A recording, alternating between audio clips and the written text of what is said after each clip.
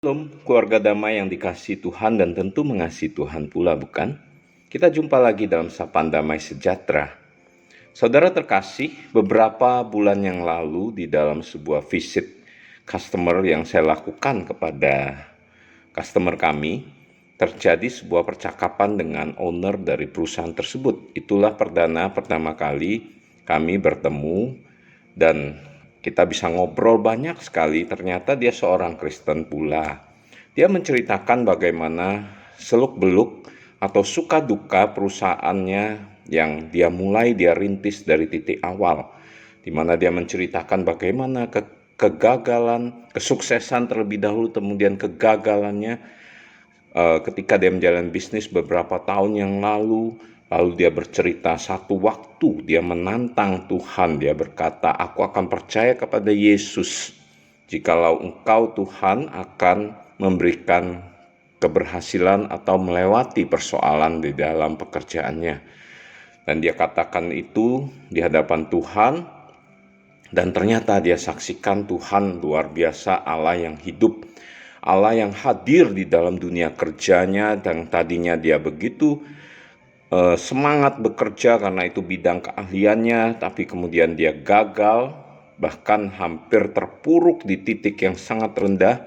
Dan ketika dia berdoa, Tuhan hadir di hidupnya, hadir di dunia pekerjaannya, dan di saat itu dia merasakan tangan Tuhan menopang dia, mengangkat dia, melewati masa-masa sulitnya, sampai pada akhirnya dia dapat memenangkan persoalan atau perperangan di dalam dunia bisnisnya itu. Dan di situ dia menyaksikan Tuhan hadir di dalam dunia kerja. Yang tadinya saya merasa hebat, saya merasa mampu, ternyata tidak demikian halnya. Tetapi ketika Tuhan hadir, semua begitu ajaib, banyak berkat katanya gitu dia terima. Saudara, ketika saya merenungkan ini, saya mau membawa renungan kita hari ini di dalam Samas kita dengan sebuah tema kehadiran Yesus di arena publik para murid. Namun sebelumnya kita berdoa ya. Tuhan, kami mau merenungkan firman-Mu. Kami percaya bahwa Engkau hadir bukan hanya di dalam kehidupan doa kami, Engkau hadir bukan hanya di dalam arena atau di arena rohani atau di gereja, pelayanan kami, aktivitas doa kami, tetapi juga Engkau hadir dalam keseharian kami, bahkan lebih jauh di dalam dunia pekerjaan yang kami anggap kami sudah mampu, kami sudah begitu profesional, kami sudah begitu hebat, tetapi sesungguhnya kami tidaklah bisa apa-apa jikalau bukan tangan Tuhan yang menyertai kami. Dan kami mau belajar melalui firman-Mu di pagi ini. Demi Kristus kami berdoa, amin. Saudara, nats firman Tuhan terambil dalam Yohanes 21 ayat 3 hingga 12. Agak panjang ya, saya akan bacakan secara cepat. Kata Simon Petrus kepada mereka, "Aku pergi menangkap ikan." Kata mereka kepadanya, "Kami pergi juga dengan engkau."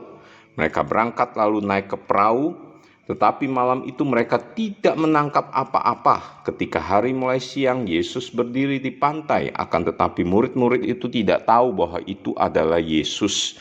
Kata Yesus kepada mereka, "Hai anak-anak, adakah kamu punya lauk pauk?" Jawab mereka, "Tidak ada." Maka kata Yesus kepada mereka, "Tebarkanlah jalamu di sebelah kanan perahu, maka akan kamu peroleh." Lalu mereka menebarkannya dan mereka tidak dapat menariknya lagi karena banyaknya ikan. Maka murid yang dikasih Yesus itu berkata kepada Petrus, "Itu Tuhan." Ketika Petrus mendengar bahwa itu adalah Tuhan, maka ia mengenakan pakaiannya sebab ia tidak berpakaian, lalu terjun ke dalam danau. Murid-murid yang lain datang dengan perahu karena mereka tidak jauh dari darat, hanya kira-kira 200 hasta saja, dan mereka menghela jala yang penuh ikan itu. Ketika mereka tiba di darat, mereka melihat api arang dan di atasnya ikan dan roti. Kata Yesus kepada mereka, "Bawalah beberapa ikan yang baru kamu tangkap itu." Simon Petrus naik ke perahu lalu menghela jala itu ke darat, penuh ikan-ikan besar, 153 ekor banyaknya, dan sungguh pun sebanyak itu jala itu tidak koyak. Kata Yesus kepada mereka, "Marilah dan sarapanlah." Tidak ada di antara murid itu yang berani bertanya kepadanya, "Siapakah engkau?" Sebab mereka tahu bahwa Ia adalah Tuhan. Saudara yang terkasih, pasal 21 sesungguhnya pasal yang ditambahkan yang harusnya Yohanes sudah ditutup di dalam pasal 20 ya. Tapi pasal ini begitu luar biasa ditambahkan untuk menyatakan tentang kehadiran Yesus kepada para murid, nanti secara spesifik kepada Petrus. Tapi kita akan bahas yang itu ya. Tetapi kepada para murid, setelah para murid dijumpai 2 kali dan inilah perjumpaan yang ketiga, dan perjumpaan ini hanya dicatat melalui Injil Yohanes, tidak dicatat dalam Injil-Injil yang lain. Injil Yohanes pasal 21 mencatat bagaimana para murid yang pada saat setelah kematian dan kebangkitan mereka sudah berjumpa dengan Yesus, mereka kembali ke arena publik, ke dunia kerja mereka, kembali menjadi nelayan penjala ikan. Mereka berusaha untuk memulai kembali atau meneruskan kehidupan mereka dengan pekerjaan mereka yang selama ini adalah penjala ikan. Namun pada hari itu mereka yang seorang nelayan, mereka yang profesi nelayan, namun kembali mereka tidak dapat menangkap ikan sepanjang malam. Mereka kecewa, mereka letih, mereka lelah, mereka capek. Karena apa? Mereka mengharapkan adanya ikan yang mereka peroleh untuk menyambung kehidupan mereka. Karena profesi mereka sebagai nelayan, ya tentu mereka berharap menangkap ikan untuk mereka dapat bawa pulang, mereka jual di pasar. Mereka bisa mendapatkan uang untuk melanjutkan kehidupan mereka sebagai seorang nelayan. Namun mereka gagal. Mereka yang adalah seorang nelayan, hari itu mereka tidak dapat mendapat ikan. Mereka yang ahli menangkap ikan tapi tidak dapat menangkap ikan. Dan siang itu Yesus hadir di danau Tiberias atau danau Galilea itu, menunjukkan kembali dirinya sebagai Allah yang telah bangkit, Yesus yang telah mati dan bangkit, yang mau meneguhkan iman para murid bahwa Dia hadir di dalam dunia pekerjaan para murid. Dia peduli dengan pekerjaan para murid dan Dia katakan pada murid, tebarkanlah jalamu di sebelah kanan perahu. Para murid langsung menanggapi perkataan tersebut dan mereka menebar jala, dan ternyata ajaib. Ketika mereka menuruti atau mentaati perintah Tuhan Yesus, akhirnya mereka menarik jala itu dan berat sekali menangkap ikan begitu banyak. Dan bahkan lebih ajaib, dicatat ikan yang begitu banyak tidak membuat jala itu koyak. Para murid takjub kembali, dan ini adalah sebuah peristiwa. Ketika saya mempersiapkan renungan ini, ada nats Lukas pasal 5 yang mencatat hal yang sama ketika Petrus dan para murid lain yang adalah berprofesi penjala ikan atau nelayan itu dipanggil Yesus untuk pertama untuk menjadi penjala manusia. Jadi Yesus hadir kali pertama memanggil mereka untuk menjadi murid, menjadi pengikutnya, namun juga di kali yang terakhir ketika Yesus bangkit dan akan naik ke surga, Yesus kembali meneguhkan iman para murid di arena pekerjaan mereka, di arena publik mereka, bahwa Yesus pun hadir. Yesus tidak pernah tinggalkan mereka. Yesus memberkati mereka di dalam pekerjaan mereka.